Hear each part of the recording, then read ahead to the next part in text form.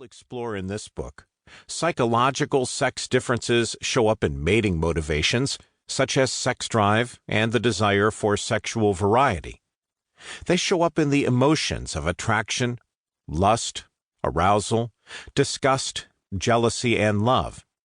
They show up in thought processes, such as sexual fantasies and inferences about other people's sexual interest. In short, there are evolved sex differences in human sexual strategies, and these differences are key causes of conflict between the sexes. Within each sex, however, there exist large individual differences. Some men and women have a strong desire for no-strings casual sex. Others opt for monogamy with their one and only. Some women and men practice the art of deception in the mating game. Others opt for honest courtship. Some people remain sexually faithful. Others have affairs whenever the opportunity arises. Some sexually harass coworkers with impunity. Others are appalled at workplace misconduct. Because of these profound individual differences within each sex, all statements about sex differences in this book carry the always necessary qualifier of on average. I trust that the reader will understand this point and infer this qualifier in each instance throughout the book to free the writing of the technically correct but cumbersome insertion of the repetitive phrase, on average. An evolutionary lens helps to identify the specific social circumstances that increase and decrease the likelihood of sexual violations, as well as the specific types of men, the subsets of men marked by the dark triad of narcissism, psychopathy, and Machiavellianism, in which a harm-inflicting sexual psychology is strongly activated.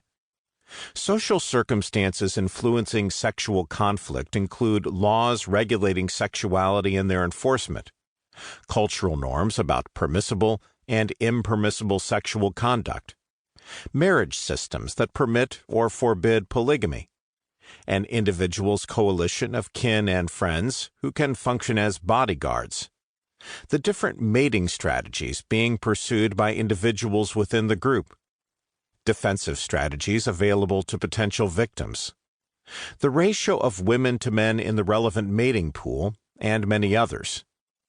One goal of this book is to highlight the social and personal circumstances that reduce or amplify sexual conflict in order to prevent victimization and minimize conflict between the sexes.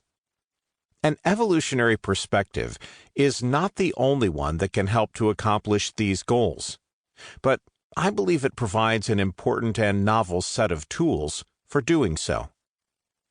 This book also focuses mostly, although not exclusively, on heterosexual women and men. We now know a great deal scientifically about these populations, but there has been less research on conflicts among gay men and among lesbian women, among bisexuals and pansexuals, and among those across the rainbow of sexual identities and orientations. There is a critical need for research to fill this gap. To a non-trivial degree, we are all locked in the interior of our own minds. We use introspection about our minds to infer the inner landscape of other minds. Because the sexual minds of men and women differ in some respects, these inferences lead to predictable mind-reading errors. It is my hope that the information in this book helps men and women to obtain a deeper understanding of each other's sexual psychology. Sexuality is a domain that is highly personal for most people. Material in this book covers difficult issues that have personal relevance for many and which may be disturbing to readers. They are deeply disturbing to me. These include sexual deception in the mating market, sexual harassment in the workplace, sexual assault by strangers, acquaintances, and romantic partners, intimate partner violence and stalking, suicidal ideation, and murder. If you have been a victim of sexual conflict, know someone who has been a victim, or would like to prevent yourself and others from becoming